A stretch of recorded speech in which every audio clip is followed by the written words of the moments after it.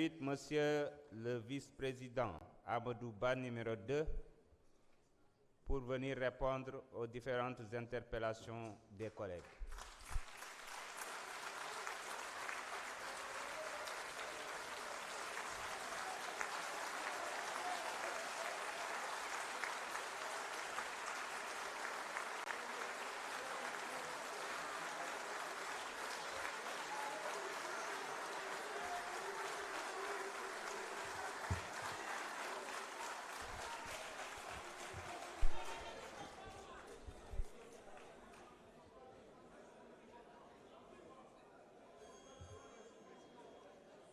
أعوذ بالله من الشيطان الرجيم بسم الله الرحمن الرحيم والصلاة والسلام على رسول الله. Assalamu alaikum mbooloo mi. Monsieur le Président,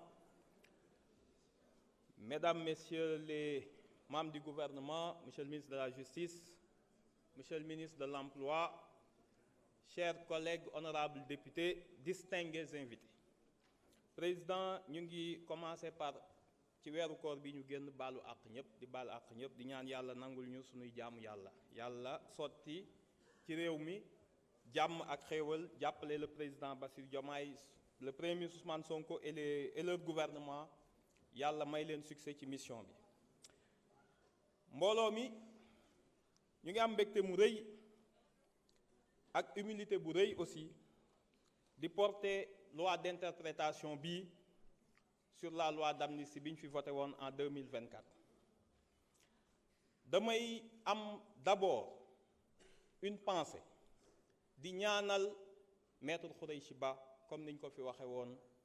mu nekkoon nit ku baax bokk ci pool d'avocats yi nga xam ni bi réew mi jaxasoowee dañoo jëlal part peuple bi ak ñi nga xam ni ñooy les plus démunis mu nekkoon ci ku ñu ràññee ñu ñaan yàlla jéggal ko xare ko àjjana. ñu ngi profiter de l'occasion pour nuyu le pool d'avocats yi nga xam ni ñoo doon jàppale victimes yépp te tey seen ñaari éminents représentants nekk fi muy maître Ciré Clédor ak maître Juan Branco ñu ngi leen di nuyu et à travers vous le pool d'avocats ji Bamba Cissé jiite kook ñoom maître Macodou Ndour ak ñoom ñépp ñu ngi leen di nuyu ak maître Sow. tey dañuy am une pensée d'abord pour ñi nga xam ni ñàkk nañ seen bakkan ci xeexal seen réew pour la liberté. ñu xam responsabilité bi ñu teg fii ñun tey xam cër bi nga xam ni yoreel nañ ko le peuple sénégalais bi nga xam ni moom du waa Pastef rek seen xeex peuple sénégalais moom moo renversé l'histoire. am na ku fi toog sànq naan ay délinquants peuple sénégalais bi jël délinquants yóbbu leen palais indi leen assemblée boo woowee ñoonu délinquant yow dañuy am kersa qualifié li nga nekk. tey jii dañuy wax ak ñi nga xam ni ñu bari ci ñoom bis bu doy waar la tey ndax dafa am ay ministres yu fi nekkoon ay membres du gouvernement yu fi nekkoon ay victimes nekk fi ñun ñëpp ñu bokk salle bi te ñoom ñu ngi seen jàmm di wax loolu di wane grandeur ak sacrifice bi ñi nga xam ni ñoo doon xeexal réew mi di témoigner. te may wax yéen ñi nga xam ni yéenay victimes yi te ñu bari ci yéen nekk ci kaw toog fi dama bëgg ngeen xam ni ñaari mbir am ngeen ko te dootul dañ te boo gisee ñu mën a toog ak ñii te dóoruñu leen gaañuñu leen malgré li ñu def c'est parce que mérité wu ñu suñu colère il le mérite même pas. parce que ñun ku yàlla di xeexal da ngay moytu di fayontoog melentaan da nga koy moytu. parce que ñun dañoo nekkoon ci situation bu xaw a jafe peuple sénégalais ay grands hommes politiques nekkoon nañ fi mener ay combats peuple bi yóbbu leen pouvoir ñun suñu situation le peuple nous a porté le peuple Babacar Ndiaye honorable wax na ko moo amnistie lu raw amnistie la defal ndax ki ngeen woowee terroriste woowee ko force occulte mu jël ko teg ko ci palais bi ni moom laa wóolu ci Sénégal loolu doy na pour désaveu. leneen li nga xam ni moo ci nekk te moo tax waruñu topp ñii fii tooguñu fi pour fayantoo tey ñun yàlla dafa def te yéen laay waxal yéen ñi nga xam ni vous êtes les victimes les combattants de la liberté am na loo xam ni am ngeen ko te xaalis du ko jënd te dara du ko jënd quand les livres d'histoire dañ koy bind ci Sénégal ñii li leen dal bu ngeen ko xamoon da ngeen leen di ñaanal yërëm leen du ngeen fayantoog ñoom parce que fii ak 10 15 20 30 ans quand on parlera de l'histoire du Sénégal ku ne ci ñun sa doom ak sa sët dina dem école jàng événement yi ni la papa wala maam ban camp nga bokkoon bi sénégalais di xeex seen liberté te jàpp naa ni ku ne di nga fier bis boobu ni maa ngi woon ci camp ñi doon xeexal peuple bi am na ñoo xam ne dinañu du sa wax bokk nañ ci camp APR wala Benno Bokk Yaakaar moo tax ma ni la ñii jar ñoo fayantoo lan moo xew ba indi loi bi 2011 dégg naa li ngeen fi wax yéen amnistie dalee na dal avant amnistie bi parce que ay yéen ñëpp ñi fi nekkoon ministre Benno Bokk Yaakaar yéen ñëpp autant que vous êtes ñi fi nekkoon ay député def naa 5 législatures 10 xam nga lu leen fi teg 2011 le peuple sénégalais s'est battu mu am 14 morts ñu taal ay kër taal ay bus dàq fi benn ministre boo xam ni dañ ko bëggoon lyncher publiquement moo tax yéen ñëpp ngeen nekkoon fi ay ministre ak ay député Thierno Alassane Sall Aïssata Tall Sall ay nit ñoo xeex ñu rey leen dëkk bi tàkk ngeen leen di woowee des héros et des libertés tey ngeen bokk kambee bëgg nit ñi ay délinquants lañ ay terroristes respecté leen ñiy xeex pour leur liberté parce que liberté boobu ñooñu faatu woon moo tax ngeen toog fii da ngeen gaaw a fàtte fii ngeen toog assemblée vous avez donné 10 millions à chaque victime Maître Sidiki Kaba vous n'avez pas de mémoire parce que da ngeen a gaaw a am amnésie vous avez donné 10 millions pour chaque victime tey ngeen ni même victime yi amuñu droit à une indemnisation te fii ngeen toog jox leen 10 millions damay ñëw ni la événement yi xew laa bëgg a ñëw rapidement pour ñu comprendre. Sénégal honorable s'il vous plaît monsieur Diaw mag warul wax yenn yi buñ la tontoon say doom lan la ñuy xalaat noppil ngir yàlla bàyyi nit ñi ñu liggéey bàyyil perturbé bi arrêtez quand même.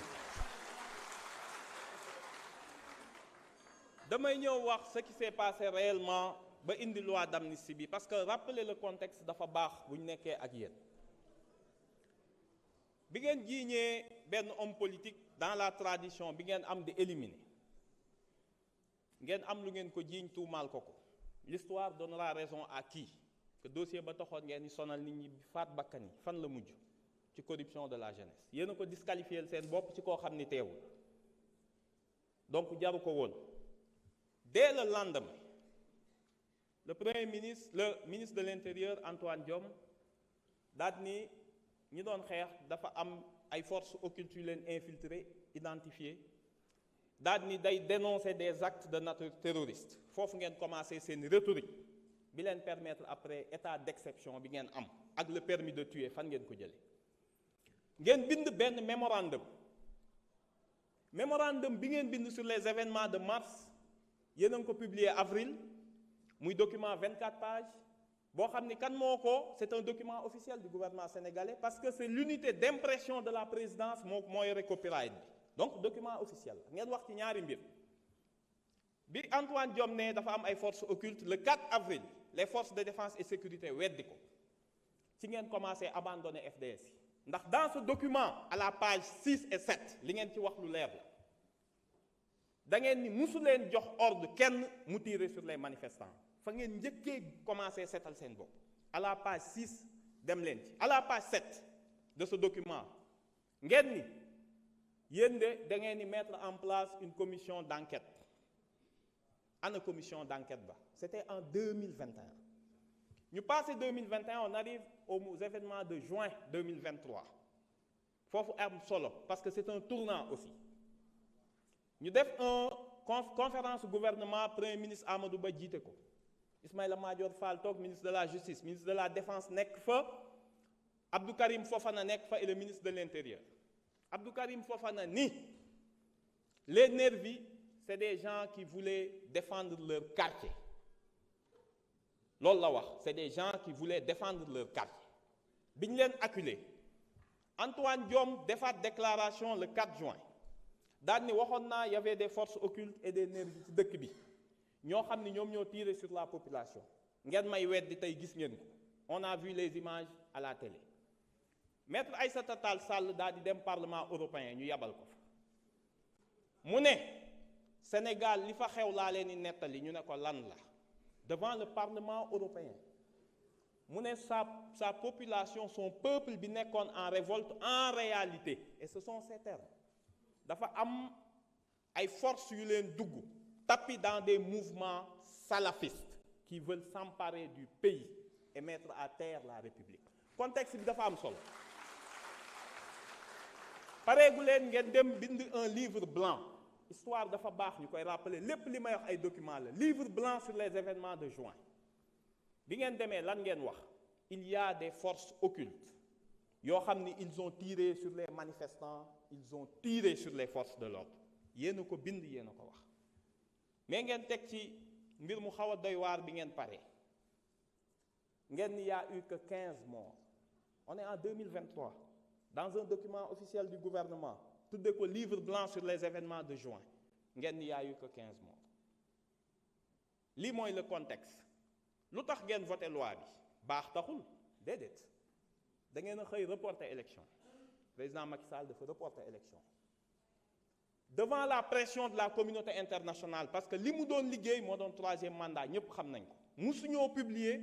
laaj bi mu laaj conseil constitutionnel ni ko ndax mën naa def 3e candidature conseil bi ni ko déedéet mënoo ko mu reporter élection yi daa di dem woote dialogue Pastef demul cohérence su Pastef demul ci dialogue ba lañ ni day def amnistie biñ ñëwee mu ne day voter amnistie waa Pastef ni ko ñun ñu ngi lay déglu ci sa amnistie yaag sa dialogue demuñu ñun reporté wuñu ay élection amnistie bi ngay voter lu leer lañ lay laaj lan lañu wax sur les crimes de sang parce que au début li mu ci bëggoon def c'était d'abord les crimes économiques gars yi ni leen Covid bi du ci bokk de moo tax ngeen bind loi bu bon dinaa ci ñëw tuuti may rappeler contexte bi ba